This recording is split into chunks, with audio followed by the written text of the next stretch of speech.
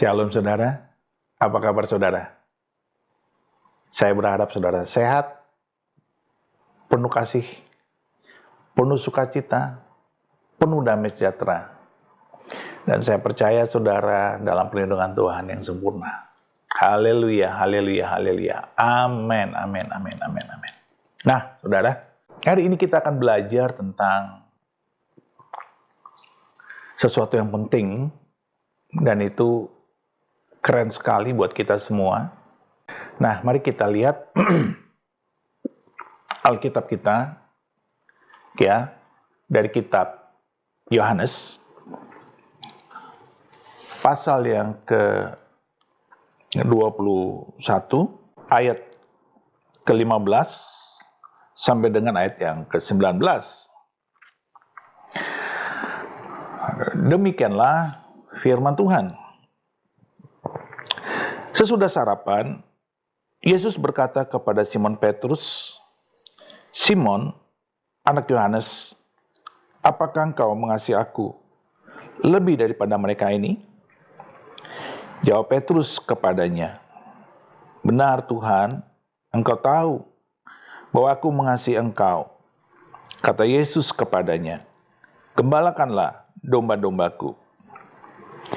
Kata Yesus pula kepadanya untuk kedua kalinya, "Simon, anak Yohanes, apakah engkau mengasihi aku?" Jawab Petrus kepadanya, "Benar Tuhan, engkau tahu bahwa aku mengasihi engkau." Kata Yesus kepadanya, "Gembalakanlah domba-dombaku." Kata Yesus kepadanya untuk ketiga kalinya, "Simon, anak Yohanes, apakah engkau mengasihi aku?" Maka sedih hati Petrus karena Yesus berkata untuk ketiga kalinya, "Apakah engkau mengasihi aku?" Dan ia berkata kepadanya, "Tuhan, engkau tahu segala sesuatu, engkau tahu bahwa aku mengasihi engkau." Kata Yesus kepadanya, "Gembalakanlah domba-dombaku. Aku berkata kepadamu, sesungguhnya ketika engkau masih muda, engkau mengikat pinggangmu sendiri dan engkau berjalan kemana saja engkau kehendaki. Tetapi jika engkau sudah menjadi tua, engkau akan mengulurkan tanganmu dan orang lain akan mengikat engkau dan membawa engkau ke tempat yang tidak kau kehendaki." Dan hal ini dikatakannya untuk menyatakan bagaimana Petrus akan mati dan memuliakan Allah. Sesudah mengatakan demikian, ia berkata kepada Petrus, "Ikutlah aku." Haleluya, haleluya, puji Tuhan. Saudara, cerita ini terjadi ketika Tuhan menampakkan diri kepada murid-murid di pantai Danau Tiberias, pantai Danau Galilea, pantai Danau Genesaret. Sama itu saudara. Galilea, Genesaret, Tiberias. Nah, Tuhan sedang menilik hatinya Petrus. Tuhan sedang menilik seorang Petrus yang dapat dipercaya atau tidak. Seorang Petrus yang dapat diandalkan atau tidak. Seorang Petrus yang betul-betul siap tidak untuk menanggung beban sebagai seorang penggembala umat, sebagai seorang pelayan Tuhan, sebagai seorang penginjil, sebagai seorang rasul. Dan Tuhan perlu memastikan itu, memastikan hati Petrus dengan pertanyaan-pertanyaan yang langsung menusuk kepada inti persoalannya. Yaitu apa? Yaitu bahwa apakah Petrus sungguh-sungguh mengasihi Tuhan? Saudara, ini persoalan yang sepertinya kita alami hari-hari ini. Kelihatannya, tampaknya kita ini mengasihi Tuhan, kita ini begitu yakin dengan cinta kita kepada Tuhan, kita sering beribadah, kita sering berdoa, kita sering menyembah, memuji Tuhan, kita sering melakukan kegiatan-kegiatan yang sifatnya keagamaan. Dan tampaknya itu baik, tampaknya itu benar, tampaknya. Tapi apakah itu seperti itu? Dan Alkitab hari ini juga mengulik kita. Hari ini sedang menelisik kita. Apakah kita hari ini sungguh-sungguh mengasihi Tuhan?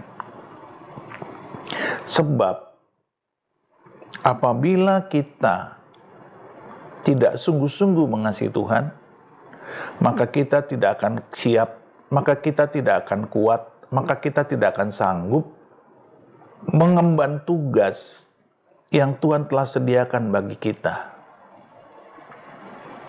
Saudara, kita semua ini terlibat dalam rencana Tuhan.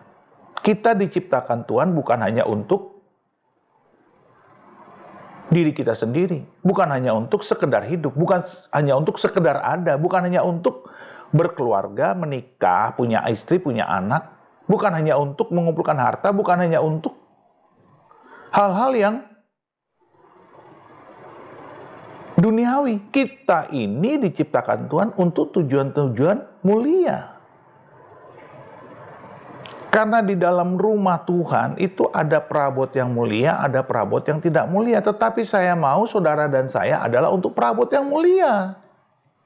Jangan mau kita jadi perabot yang tidak mulia. Kita harus jadi perabot yang mulia. Di situ ada emas, di situ ada perak. Ya. Di situ ada permata. Jangan mau jadi kayu, rumput kering. Ya. Kita harus jadi perabot-perabot yang mulia. Tentunya pekerjaan-pekerjaan yang mulia. Jadi saudara dan saya bukan hanya hidup hanya untuk sekedar makan, cari nafkah, lalu menikah, berkeluarga, punya istri, punya anak, punya suami, punya rumah, punya kendaraan, punya harta, dan sebagainya. Bukan hanya itu. Itu semuanya hanya sementara, tetapi yang utama adalah apa? Apakah kita sungguh-sungguh mengasihi Tuhan?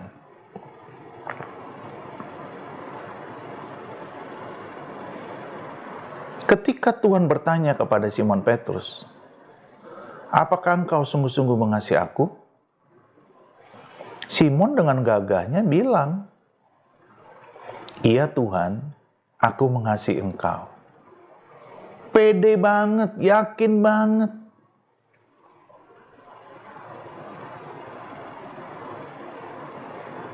Tuhan tanya lagi, Simon, apakah kau betul-betul mengasihi aku?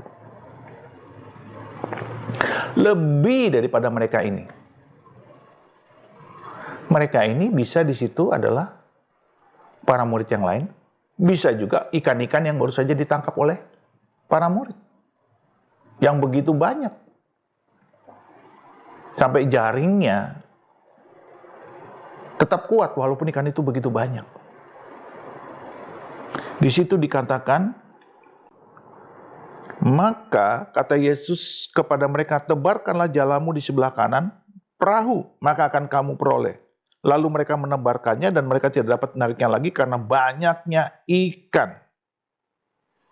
Banyak sekali ikan itu, saudara. Ikan itu banyak sekali. Di ayat yang ke-8 pasal 21 itu, murid-murid yang lain datang dengan perahu karena mereka tidak jauh dari darat, hanya kira-kira 200 hasta saja, dan mereka menghela jala yang penuh ikan itu. Ketika mereka tiba di darat, mereka melihat api dan arang di atasnya, ada ikan dan roti. Dikatakan di ayat yang ke-11, Simon Petrus naik ke perahu lalu menghela jala itu ke darat penuh ikan-ikan besar, 153 ekor banyaknya, dan sungguh pun sebanyak itu jala itu tidak koyak. 153 ekor banyaknya. Dan dengan pedenya Simon Petrus berkata, "Iya Tuhan, aku mengasihimu."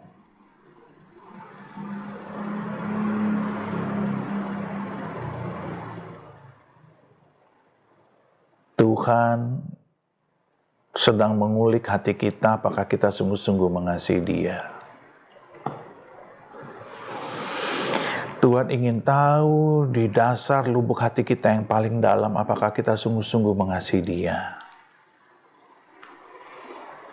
Apakah kita mengasihi Dia lebih daripada orang-orang yang ada di sekitar kita, kekasih-kekasih hati kita, istri kita, anak-anak kita, suami kita, mertua kita, ibu kita, orang tua kita, bapak kita, kakek nenek kita, opung kita, mbah kita, eyang kita,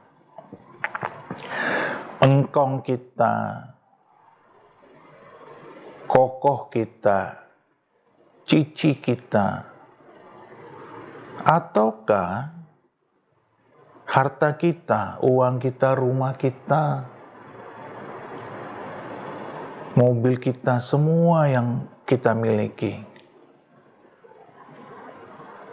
Saudara, banyak loh orang gak bahagia hidupnya karena gak punya pasangan hidup, gak punya istri, gak punya suami, gak punya anak, gak punya harta, gak punya rumah, gak punya mobil, gak punya motor, gak punya uang, gak punya tabungan, gak punya deposito. Banyak. Tetapi bukan itu sebenarnya soal kasih kita kepada Tuhan.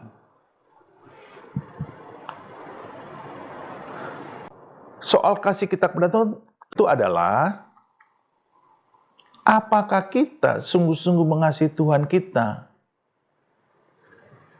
dengan segenap hati kita, dengan segenap jiwa kita, dengan segenap kekuatan kita, dengan segenap akal budi kita. Itu maksudnya.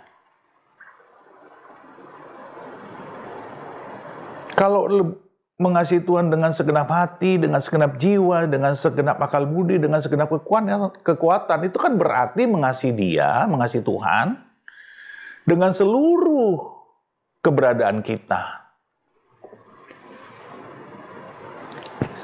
Segenap hati itu berarti segenap roh kita. Segenap jiwa itu berarti segenap pikiran kita, perasaan kita, kehendak kita.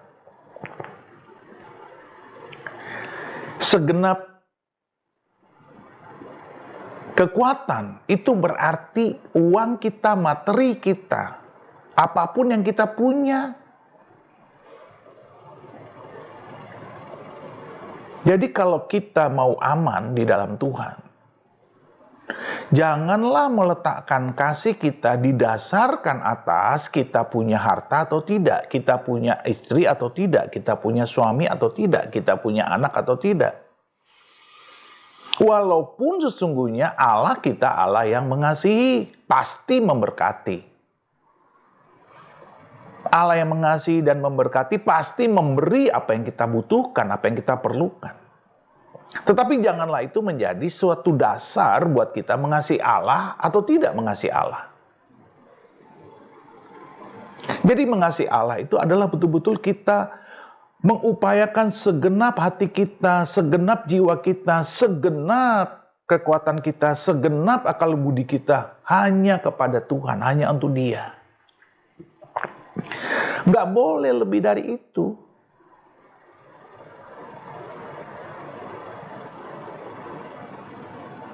Dan ketika Tuhan menanyakan itu kepada Petrus, Tuhan tidak bertanya, "Petrus, apakah engkau mengasihi aku?" Tapi Tuhan bertanya, "Simon, apakah engkau mengasihi aku?"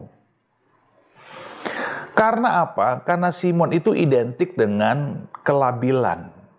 Simon itu identik dengan ketidakpastian, mencela-mencele, yang tidak kekeh, yang tidak kokoh.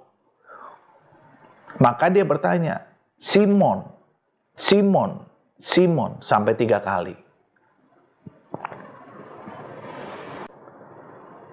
Tuhan bilang, gembalakanlah domba-dombaku. Nah, saudara lihat. Kalau kita mengasihi Tuhan dengan segenap hati, dengan segenap jiwa, dengan segenap kekuatan, dengan segenap akal budi, itu berarti kita juga harus mengasihi sesama kita yang ada di sekitar kita ini seperti diri kita sendiri. Kalau kita sudah dapat mengasihi Tuhan dengan segenap jiwa, dengan segenap hati, dengan segenap akal budi, dengan segenap kekuatan kita, baru kita bisa mengasihi sesama kita dengan segenap hati kita seperti kita mengasihi diri kita sendiri. Kalau kita sudah mengasihi sesama kita seperti diri kita sendiri, baru kita bisa menggembalakan kawanan domba. Domba itu bicara umat Allah. Domba itu bicara sesama. Nggak bisa kita menggembalakan kalau kita tidak mengasihi Tuhan dan mengasihi sesama. Nggak bisa, saudaraku. Jadi berat sekali ketika kita menggembalakan domba, kita menggembalakan sesama, kita menggembalakan umat Allah, tanpa mengasihi Allah dengan segenap hati, segenap jiwa, segenap kekuatan, segenap akal budi. Nggak bisa. Itu yang Tuhan mau ajarkan kepada Simon Petrus. Makanya dia panggil dulu Simon. Karena waktu dia panggil yang pertama, kedua, itu Simon itu masih diragukan oleh Tuhan. Itu sebabnya dipakai kata Simon, sebutan Simon. Labil, mencela-mencele. Tetapi saudaraku, setelah Simon bertobat di panggilan yang ketiga, Simon, apakah engkau mengasihi aku? Dan Simon Petrus bertobat dan dia menyadari sungguh dia nggak mengasihi Tuhan. Karena kalau dia mengasihi Tuhan, dia nggak mungkin membawa murid-murid yang lain pergi menangkap ikan, pergi memancing ikan. Padahal Tuhan sudah bernubuat buat dia. Kamu akan menjadi penjala manusia. Dan di atas batu karang ini gereja Tuhan akan didirikan, kerajaan Allah akan didirikan. Dan tidak ada yang bisa mengganggu gugatnya. Dan itu Tuhan pastikan kepada Simon Petrus, kamu harus bertanggung jawab untuk itu. Ada panggilan yang ilahi, yang luar biasa di sini adalah, kalau Simon Petrus pada saat itu, dia betul-betul mengikuti kata hatinya bahwa dia pergi menangkap ikan, kembali ke profesinya sebagai seorang nelayan, kembali kepada profesinya sebagai seorang yang ahli di bidang menangkap ikan. Pasti sampai hari ini, saudara dan saya tidak selamat. Karena apa? Karena tidak ada yang menginjil. Karena tidak ada yang pergi menggembalakan domba-domba. Dan hari itu Tuhan tiba-tiba mengintervensi Simon Petrus di pantai Galilea. Dan dia bertanya, anak-anak, apakah ada lauk pauk padamu? Lihat, saudara. Kita lihat ya. Pasal 21, ayat yang pertama, sampai dengan ayat yang ke-5. Demikianlah firman Tuhan. Kemudian Yesus menampakkan diri lagi kepada murid-muridnya di pantai Danau Tiberias, dan ia menampakkan diri sebagai berikut. Di pantai itu berkumpul Simon Petrus, Thomas yang disebut Didimus, Nathanael dari Kana yang di Galilea, anak-anak Zebedius, dan 2 orang muridnya yang lain. Kata Simon Petrus kepada mereka, aku pergi menangkap ikan. Kata mereka kepadanya, kami pergi juga dengan engkau. Mereka berangkat lalu naik ke perahu, tetapi malam itu mereka tidak menangkap apa-apa.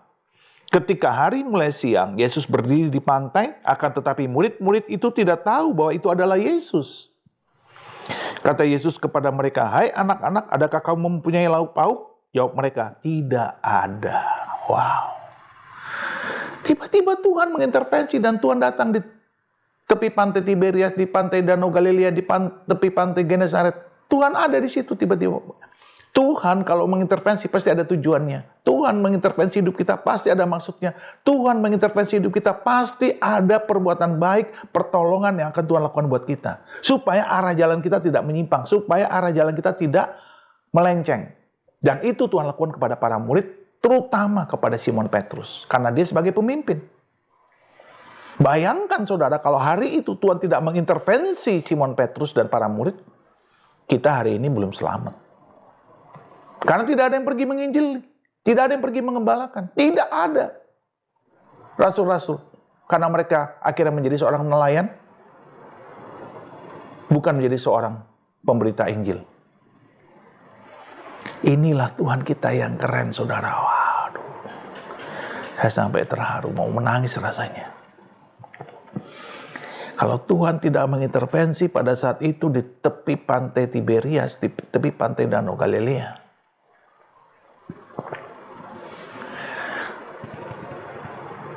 hari ini kita tidak selamat karena tidak ada yang menginjili kita. Para murid gagal semua. Dan setelah Tuhan menampakkan mukjizatnya, Tuhan selalu begitu. Tuhan kalau melakukan intervensi, dia buat mukjizat dulu. Saudara lihat, ketika Tuhan mengintervensi orang lumpuh yang 38 tahun itu, lamanya, Tuhan buat mukjizat dulu. Tuhan sembuhkan dia. Tuhan porak-porandakan pemikiran dunia. Siapa cepat dia dapat, siapa cepat dia menang, siapa cepat dia sembuh. Ketika itu tidak ada compassion, ketika itu tidak ada belas kasihan. Tapi Tuhan datang dengan kasih, Tuhan datang dengan belas kasihan. Begitu juga di sini. Tuhan kita Allah yang begitu mengasihi. Dan dia datang kepada Simon Petrus dan murid-murid yang lain. Bahwa Tuhan tunjukkan kasih yang luar biasa itu. Ia datang bukan dengan penghakiman, karena dia tahu saat itu Simon Petrus dan para murid sudah mengkhianati dia. Sudah menyangkali dia. Dan meninggalkan dia ketika Tuhan naik ke salib suci itu di Golgota. Tetapi dengan kasihnya Tuhan tanya, "Anak-anak, apakah ada lauk pauk padamu?" Dan dengan jujur mereka menjawab, "Tidak ada Tuhan, tidak ada." Mereka tidak tahu bahwa itu Yesus. Saudara lihat, kalau kita sibuk dengan hidup kita, sibuk dengan marketplace, sibuk dengan hidup kita yang penuh dengan persoalan, stressing, pressure, ya kan?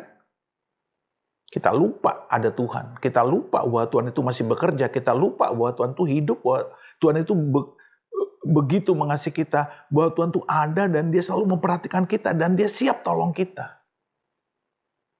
Dan itulah kita. Kalau kita tidak lagi sesuai dengan panggilan Tuhan, kita tidak tahu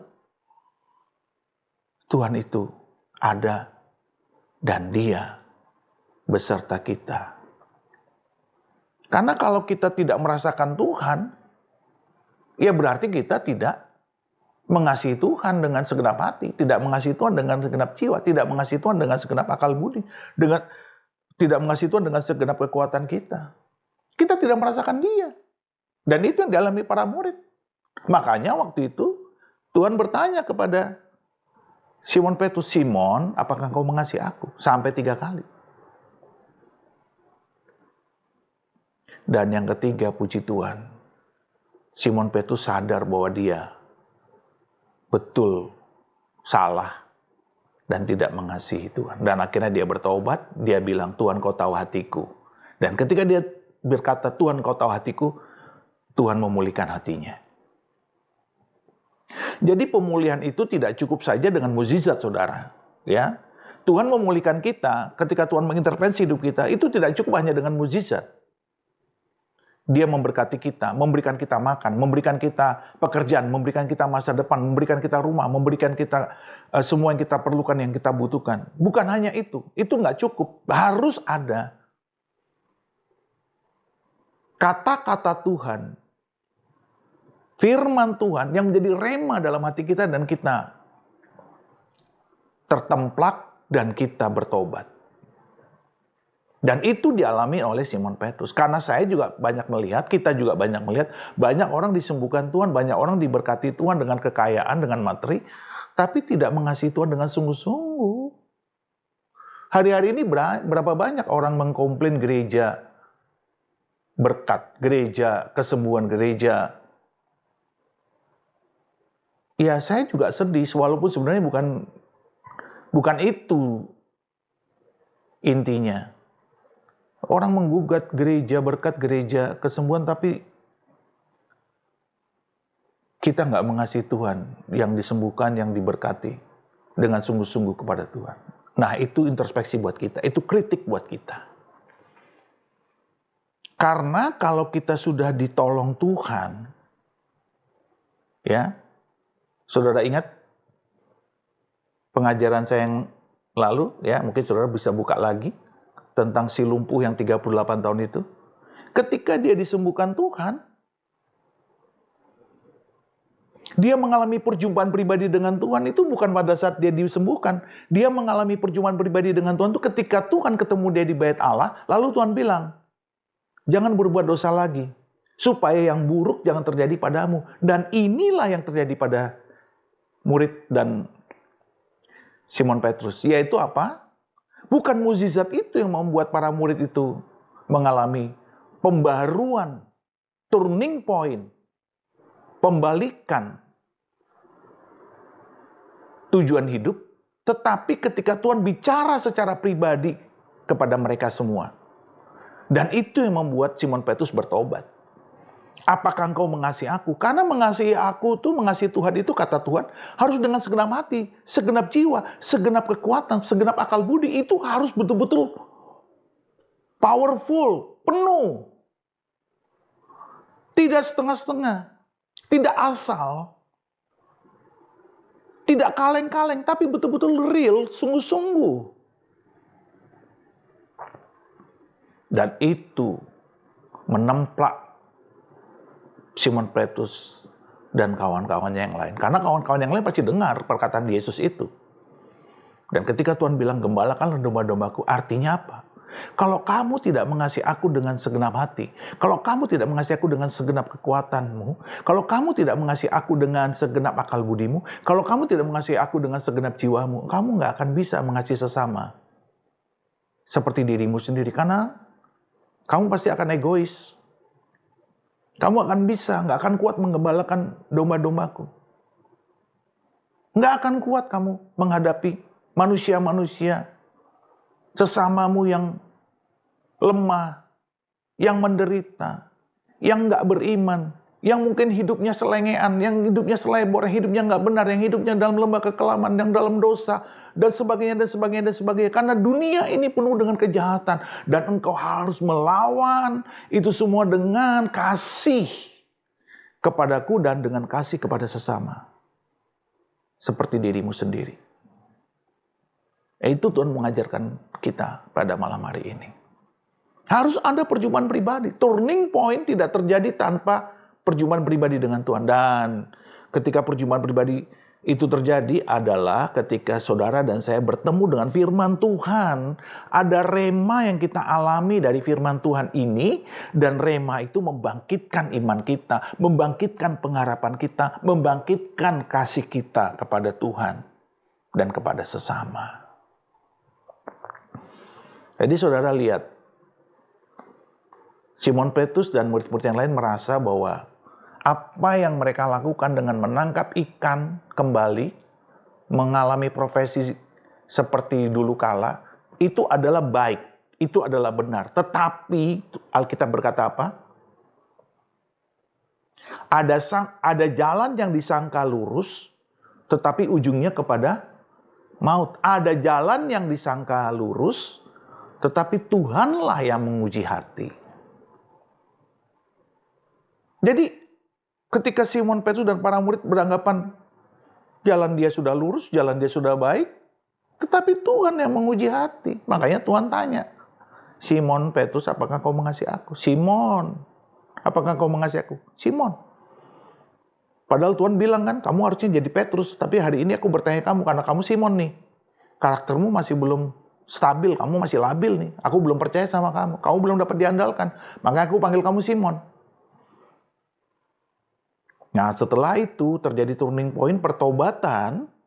Lalu Simon Petrus menangis dan Tuhan bilang, kamu selagi muda akan berjalan sesuka hatimu. Tetapi kalau kamu sudah tua, kamu akan mengikuti kemana engkau aku perintahkan. Artinya apa? Kalau kita sudah tua, kita sudah mulai mengalami kedewasaan rohani. Kita sudah mulai mengalami kedewasaan iman. Tua secara iman. Itu penting, saudaraku. Ada banyak orang masih bayi rohani, masih muda. Ya, suka-suka dia. Kedagingannya masih kuat. Seperti Simon Petrus dan para murid. Aku pergi nangkap ikan. Mereka pikir mereka benar, mereka pikir mereka bagus, mereka pikir mereka hebat. Ya memang secara logika manusia biasa, ya itu udah baik, benar, harus makan kan, harus cari nafkah. Tapi kan kehendak Allah, panggilannya adalah, pergilah, beritakanlah Injil, jadikanlah semua bangsa muridku, dan ajarkanlah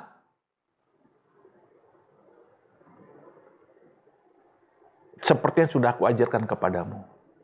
Pergilah, beritakanlah Injil dan baptislah. Dan jadikanlah semua bangsa muridku. Dan ajarlah apa saja yang sudah kuajarkan kepadamu. Jadi saudara, kenapa kita ini tidak berhasil atau tidak bisa menginjil, tidak bisa bersaksi, bahkan menjadikan orang-orang sesama kita menjadi murid Tuhan, menjadi kita ajarkan firman Tuhan. Karena apa? Karena kita nggak punya kasih barangkali. Kasih kita kepada Tuhan kurang. Dan kasih kita kepada sesama nggak jelas. Tapi kalau kasih kita kepada Tuhan itu kuat. Kasih kita itu kepada Tuhan segenap hati, segenap akal budi, segenap jiwa, segenap kekuatan kita. Wow, kita pasti rela. Apapun kita kerjakan untuk pergi memberitakan Injil. Kabar baik supaya orang-orang itu diselamatkan. Karena kita membayangkan kalau orang itu masuk neraka. Bayangkan kalau kita juga masuk neraka. Tidak pernah mendengar Injil. Ada banyak orang Kristen keturunan karena lahir. Kristen tanpa pertobatan. Nggak mengalami perjumpaan pribadi dengan Tuhan. Makanya kasihnya setengah-setengah kepada Tuhan. Apalagi kepada sesama. Jadi saudaraku, kita harus mengalami pertobatan. Seperti Simon Petrus. Kita harus mengkritik diri kita. Kita harus introspeksi diri terus. Dia akan mengingatkan kita apa saja dosa kita. Roh Kudus yang ada di dalam kita akan mengingatkan kita apa saja dosa kita. Kalau kita mengaku dosa. Dan itu akan membawa kita kepada pertobatan kalau kita mengakuinya. Dan Tuhan akan memulihkan hidup kita. Dan akhirnya kita akan berjalan bersama dengan Tuhan. Keren banget saudara. Keren banget firman ini. Saya merasa diberkati. Saya tidak akan pernah bosan memberitakan ini kepada saudara dan kepada siapa saja. Karena cerita tentang kasih Allah itu adalah cerita tentang Injil. Injil itu adalah kasih Allah kepada kita. Dan kita harus mengalami perjumpaan pribadi dengan Dia. Seperti para murid mengalami itu. Ya, para murid ini sudah dimuridkan loh. Selama 3 tahun. Tapi bukti apa? Menyangkali Tuhan. Dan ketika mereka ditegur melalui pertemuan di pantai Danau Galilea, pantai Danau Tiberias ini, intervensi dari Tuhan Yesus memberikan pertanyaan, Simon, apakah kau mengasihi aku? Sampai 3 kali, itu berarti Tuhan melakukan perjumpaan pribadi dengan mereka secara intens, secara dalam. Penetrasi Tuhan, intervensi Tuhan, itu mengubahkan hati Simon Petrus menjadi Petrus, bukan lagi Simon, tapi menjadi Petrus yang kuat, yang stabil, yang gagah berani, yang penuh dengan iman, yang penuh dengan kasih, yang penuh dengan pengharapan. Dan dia berjalan dalam turning point yang baru dalam hidupnya, dan dia menjadi rasul hebat. Demikian juga 11 murid yang lain. Yang juga menggantikan Yudas. Jadi tetap 12 jumlahnya. Nah saudara, mari kita mengalami turning point. Mengalami perjumpaan pribadi dengan Tuhan. Mengalami sesuatu yang real dengan Tuhan. Apakah kita sungguh-sungguh mengasihi Tuhan? Apakah kita sungguh-sungguh mengasihi sesama kita? Seperti diri kita sendiri. Apakah kita rela sesama kita masuk neraka? Tetangga kita masuk neraka? Teman kerja kita masuk neraka? Bos kita masuk neraka? Sahabat kita masuk neraka? Apakah kita rela? Jangan-jangan kita tidak mengasihi mereka. Seperti diri kita sendiri. Kalau kita tidak rela kita masuk neraka, mari saudaraku, kita tidak rela kalau mereka masuk neraka juga. Jadi kata gembalakanlah domba-dombaku artinya mari kita pergi memberitakan Injil. Baptislah mereka dan jadikanlah mereka murid Tuhan. Ajarkan semua firman Tuhan kepada mereka. Hari-hari ini dunia kehilangan bapak-bapak rohani. Hari-hari ini dunia kehilangan ibu-ibu rohani. Hari-hari ini dunia kehilangan teladan panutan. Maka saudara dan saya dipanggil Tuhan untuk menjadi berkat. Dan biarlah firman Tuhan ini, pengajaran ini menjadi berkat besar buat kita pada hari ini. Karena saya selalu diberkati. Karena Tuhan sayang kita semua. Tuhan sayang kita semua, saudara. Haleluya, saya terharu sekali betapa Tuhan mengasihi kita semua. Mari kita berdoa. Bapa, di dalam nama Yesus kami minta ampun kepadamu kalau kami kurang mengasihi Engkau dengan segenap hati, segenap jiwa, segenap kekuatan dan akal budi kami. Dan mengasihi sesama kami seperti diri kami sendiri. Kasihanilah kami ya Tuhan, ampunilah kami ya Tuhan, supaya kami berjalan dalam terang firman-Mu. Dalam kasih-Mu, biarlah kami mengalami turning point, mengalami perjumpaan pribadi dengan Engkau dalam setiap ibadah kami, dalam setiap perenungan firman-Mu, dalam setiap doa kami, dalam setiap penyembahan kami. Berbicaralah Tuhan kepada kami, biarlah kami mengalami rema dari setiap firman-Mu. Jangan biarkan kami tegar tengkuk, bebal, keras kepala ya Tuhan, tetapi tundukkanlah kami dengan kuasa kasih-Mu yang lembut dan penuh kasih itu, untuk membuat kami Tuhan rendah hati dan menjadi bertobat di dalam nama Yesus. Terima kasih Bapa, kami serahkan tubuh, jiwa, dan roh kami ke dalam tangan Tuhan, supaya kami benar di hadapan-Mu. Terima kasih Bapa, firman-Mu membangkitkan iman kami, firman-Mu membangkitkan pengharapan kami, firman-Mu membangkitkan kasih kami. Oh, di dalam nama Yesus kami berdoa dan ucap syukur. Haleluya, haleluya. Amin, amin, amin, amin. Terima kasih Tuhan Yesus. Haleluya, amin. Saudara, Tuhan mengasihi saudara, Tuhan memberkati saudara. Tuhan menjadikan saudara sembuh, Tuhan menjadikan saudara pulih, Tuhan menjadikan saudara kuat di dalam Dia. Di dalam kuat kuasanya. Apapun yang saudara hadapi, apapun yang saudara alami, biarlah itu belas kasihan Tuhan mengalir dalam hidup saudara, dan saudara menjadi sembuh. Dalam nama Yesus, diberkatilah engkau, pekerjaanmu, usahamu, bisnismu, studimu, aktivitasmu, apapun itu, di dalam nama Yesus menjadi berhasil. Karena engkau takut akan Tuhan. Di dalam nama Yesus terimalah berkat Bapa ini. Haleluya. Amin, amin, amin, amin. Haleluya. Amin. Tuhan berkati saudara. Haleluya. Amin.